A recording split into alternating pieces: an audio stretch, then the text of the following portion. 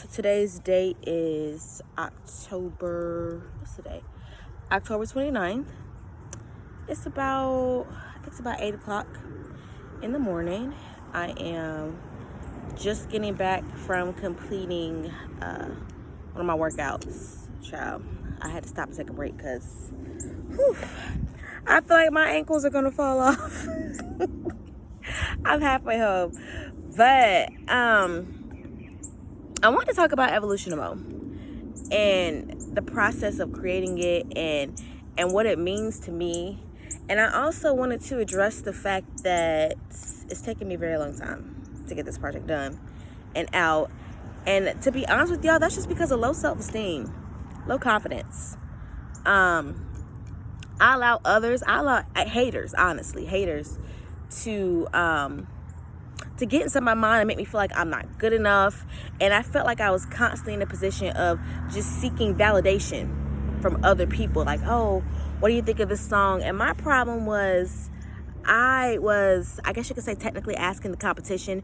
You know, people like to say, oh, we're all one big community, happy in Charlotte with artists. That is the case for some, but not all.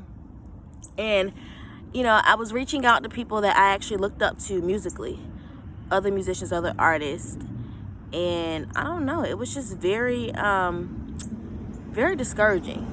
You know, it's one thing if someone has constructive criticism to give you, but it's another thing if they're just like, oh no, that shit is trash, or just, I don't know, just dealing with a lot of people that really just try to bring my self-esteem down. And honestly, I guess after so many years of, you know, bad relationships, family shit, I just really let that get to me.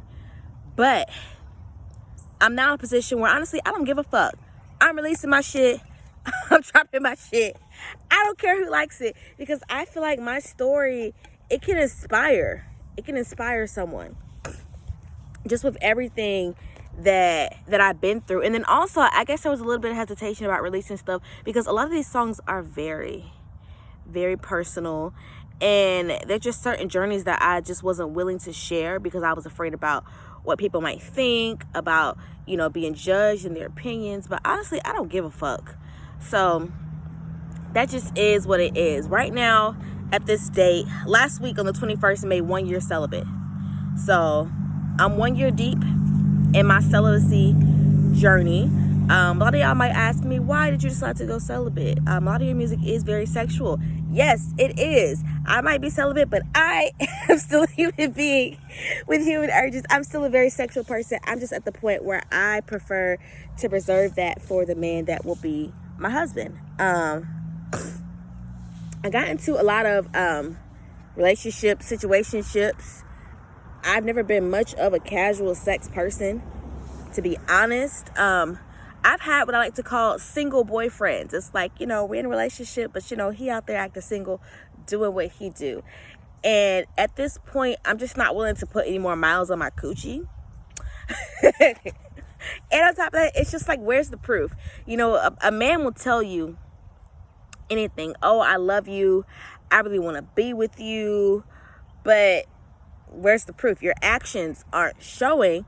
And on top of that, it's just too much wear and tear and draining mentally. And then also, I had to address the fact of, you know, just daddy issues. Like, I'm not even gonna hold you.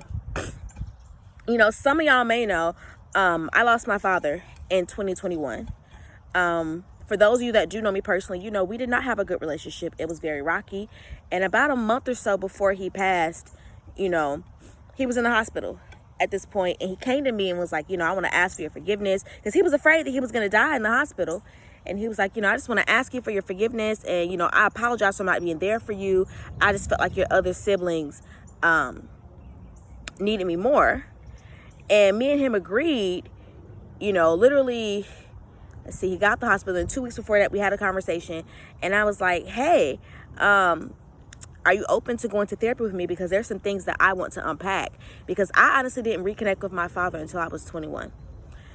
So we were supposed to go to therapy, but of course, you know, he passed away 2 weeks later. So now, you know, I'm in therapy.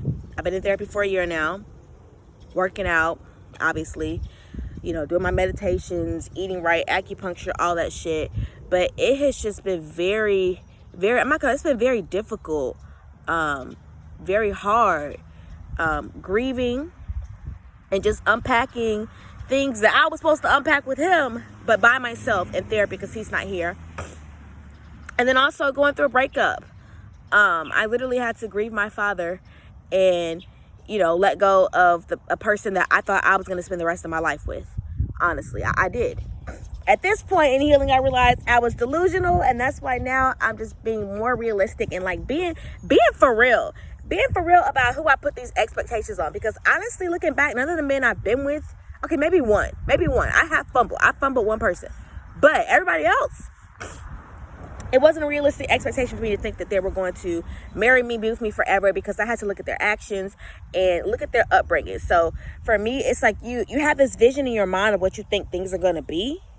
And then there's reality, right? And a lot of times as women, we fall for a guy's potential, So, yeah, that's what I did, man. I fell for these men's potential. And I realized that the reason why I did that is because, growing up, not having a father figure, and then, the example that my dad put for me, because I'm not going to lie, my dad had a lot of women. He had a lot of women. He was not a monogamous man. And almost everything I've been through as far as, lying, manipulation, cheating, and all that I've been through with men, my dad did that to other women as well. So I just assumed that this is how men were, and that if I just worked really hard, I could just change them. And, that if I just continue to keep my heart open and work really hard for my dad, that he would eventually, open his heart to me. But, unfortunately, he passed away before I could actually get that. And of course, that's very hard. So now I'm just in a place of, learning that I have to give that to myself, because right now I'm very much in the spirit of wife. And basically this whole project and these songs are just my journey and the mindset I was in. You can hear the desperation in my voice. And then to now, the last track on the EP is just me realizing none of that shit was worth it. And even, some days I ask God, I'm like, God, am I going to be celibate forever? God, am I ever going to have somebody that's going to, truly love me as a person? As a black woman, we don't get humanity in relationships. It's always, oh, you're so strong, you can take it. But I don't want to be strong anymore. I don't. And to be honest, I should have never had to be this strong. Even my dad used to say that about me. He'd be like, oh, I know you can handle me not being in your life because you're strong. You came from a good, strong mother. But what the fuck is that? So I didn't deserve kindness and decency, So yeah, y'all, this is the process. This is where I'm at. Of course, very difficult to get on here and be vulnerable with y'all, but hey, it is what it is. I just want it to be honest, and I'm just working on being more transparent. I know that I'm not obligated to share anything about myself with the world.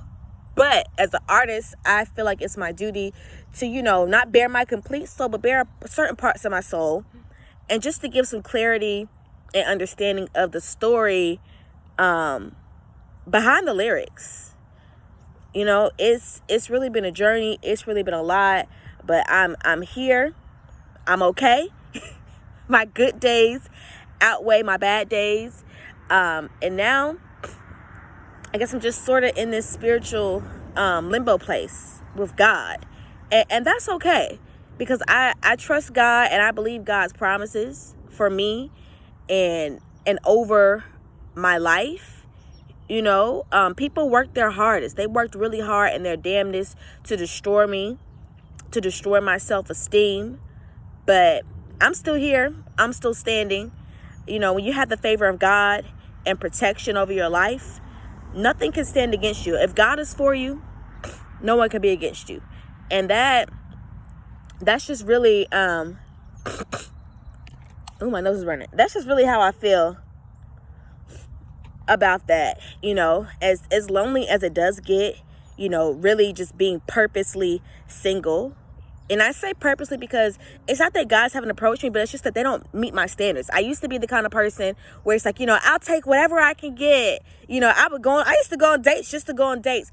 But now I know if it's not aligned, and because I know what I really want, I'm not going to waste my time or that man's money. So I'm just here being patient, and hopefully this can inspire somebody. You can bounce back from things, because there was a point in time where I did not feel like I was going to bounce back, because regardless of the issues that I had with my father, the pain of losing a parent, it's very devastating. It's very devastating. It's a pain that I don't wish it on anybody else. So I have to go through the devastation of losing a parent, and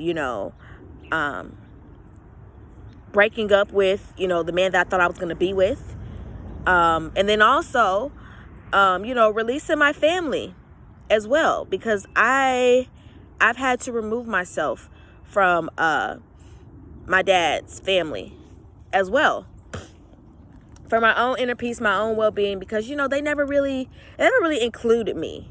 They had me questioning if that was even my daddy, the way they treated me, to be honest. But you know what? We got the paternity test. That was my dad. That was my dad, and nobody could take that away from me, regardless of how they wanted to act.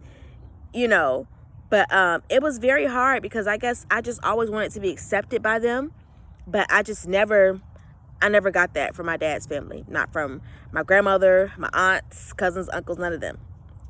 So, that was the last thing I had connected me to my father. Now it's just me. I'm still pretty connected to my sister on my dad's side, and a little bit to my brother as well. But it's been very tough, very difficult, grieving, unpacking daddy issues, big celibate, releasing, family members and letting them go, just saying, what, this isn't a line for me, and I'm just not gonna go where I'm not wanted, and you shouldn't either. Releasing your family may not be for everybody, but it's what works for me personally, and nothing compares to the inner peace that I have right now.